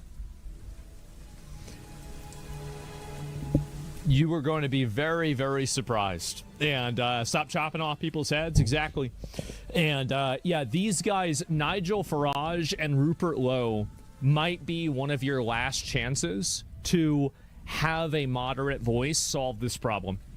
Because the problem will be solved. It will either be solved moderately or in an extreme way. There's no, like, this is a problem. Like, I love how it's like, oh, we're either going to have elected officials do pogroms against immigrant communities, or people will take to the streets and do pogroms against immigrant communities themselves, and like probably probably just like massacre them, right? Just public lynchings in the streets. That's going to be the extreme way that Asmongold foresees these problems happening, these problems being solved. Yeah, like, what? It's just disgusting racism coming from this guy. 2 hours of this? Damn. I do not have as much streaming time as Asmongold does.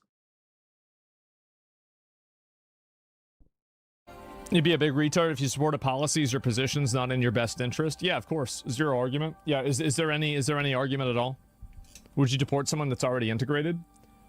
It depends. It really depends. Like, so if they're integrated but they're a net drain on the government, then yeah, I'd deport them. If they are not integrated, then obviously I would deport them. If they were integrated, they were like a net positive taxpayer with no criminal record, and they weren't causing any problems, then I would not deport them. That's really, I mean, how do you become integrated if you're going to be deported when you're not integrated, right? Like, if Asmongold is in favor of deporting unintegrated immigrants, like immigrants that, I don't know, still live in communities that are mostly from the same country of origin that they're from, still speak that same language, are employed by, their fellow immigrants, talking about stuff like that. How do you become integrated under this system? Like, Asmongold is just in favor of banning all immigrants. That's well, the non-white ones. Be it. No more debating, just action. Yeah. Oh, I saw this one before. I didn't know if this was like any more of the new footage. This looks like it's already been shown before. What you don't want is to keep gaslighting people and calling them racist bigots. Yeah, I'm sure that's going to work even better. So some restart third world did some fuck shit. Now everyone's destroying their own shit. Seems kind of dumb to me, but all right. Yeah, I think it's kind of silly too, but I mean, people don't have anything else to do, right? I think that's really the problem. Yeah, but Asmongold, by your own admission, like, these people are destroying their culture, right? If you're going around breaking down doors and smashing windows, isn't that a net negative on society? If these people aren't employed, shouldn't they be deported too? You know, oh, white people did a march for hatred and violence against minority groups. It's time for all white people everywhere to take accountability for these extremist people, right? So then what? Should all white people be deported out of Ireland? Let me go and see if I can find all the rest of these. Uh-oh. Holy. The MSM are trying to blame Elon and Tony Robinson? Well, that's a compliment. Yeah, good for them. I'm glad they were able to help. A lot of these seem to be just replays. I'll pull up. I'm Oh, sorry I haven't Tommy. even Why been I able to say take more Tony? comments on Why did I this. say Been so Tony? busy. But I'll take some of your comments shortly. Let me see what he's saying about this. This time, return ilk into a country, resign, call a general election, get out of our way, and let some real leaders save our nation before it's too late. He's not going to do that. It's never going to happen. The prime minister isn't going to resign because some far-right fascist is telling him to? Wow. Great commentary, Asmongold.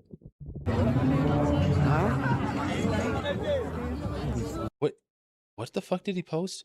The people of air out in numbers. What is air?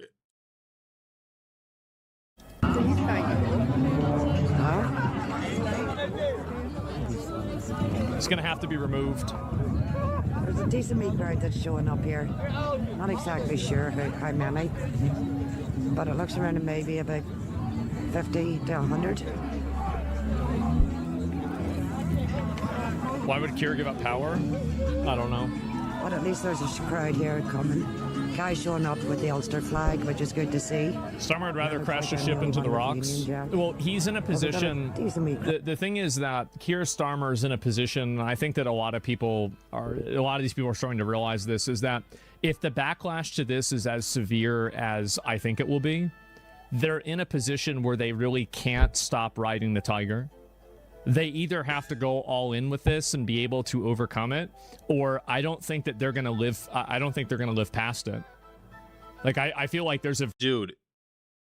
This is like the day of the attack, and there's like 50 people in a gravel pit. What are you talking about? The backlash is going to be as severe as you think it is. What backlash? These people are just standing around smiling. What? There were like 12 teenagers that were banging on doors of black and brown people in Ireland because they're racist.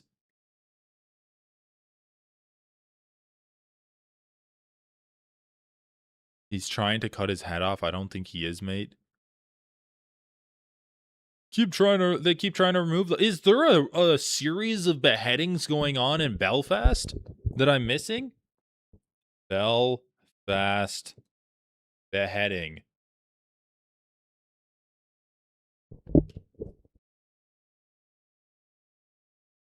West Belfast dad who fought off knifeman with hurl tells how he intervened in North Belfast attack. Belfast stabbing victim lost eye during attempted beheading as Sudanese suspect is ID'd. All right, CBS News. Northern Ireland police said Tuesday they had detained a man over what British Prime Minister Keir Starmer branded a sickening stabbing and attack in Belfast. Graphic video of the incident was shared online by figures on the far right of the British politics who have called for mass anti-immigration protests. They identified the suspect as a Sudanese man in his 30s. The police said a kitchen knife was found. Oh, it wasn't even a machete? Video posted online shows a man straddling another man lying in the street and slashing him several times in the head and neck with a knife in what appears to have been an attempted beheading. Several people are seen intervening and tackling the perpetrator as police officers arrive. Calls for demonstrations across Northern Ireland on Tuesday evening quickly gained steam online. Numerous social media accounts urged people to come out and protest against mass immigration into their communities. Hundreds of protesters, many masked, began gathering at various locations in Belfast. Some torched a bus and other vehicles and blocked roads. Smoke rose from different parts of the city, which was being overflown by police helicopters, according to AFP journalists. Northern Irish police and British authorities had earlier issued repeated calls for calm. This happened came a year after racially motivated riots rocked Northern Ireland following a sexual assault, and a week after far-right-led protests over the way police responded to a young white student who had been fatally stabbed by a British Sikh man in southern England. Starmer called Monday's attack in Belfast. Okay, so there is no fucking rash of stabbings in Belfast. Anyway, so yep, as per usual, conservatives are using any type of crime done against white people by brown people as a opportunity to call for racial pogroms. And hundreds of people showed up. Hundreds of people. A political movement that is so big that Keir Starmer has no choice but to step down. This is ridiculous. Racists are always going to be racist. Obviously, the police need to do a better job of protecting these minority communities. And I cannot fathom the idea of seeing one person doing a crime and attributing that crime to the entirety of every person that looks similar to the person who did that crime. Like, maybe I just believe in the conservative concept of personal accountability, and I can understand that, people doing something doesn't mean they represent everyone that looks similar to them, because I'm not a fucking troglodyte that just sees like shapes and patterns in a blurry, dim manner. And my eyes actually work and I have critical thought in my head. Maybe Asmongold doesn't have those things. Like, he does look like a defrosted caveman.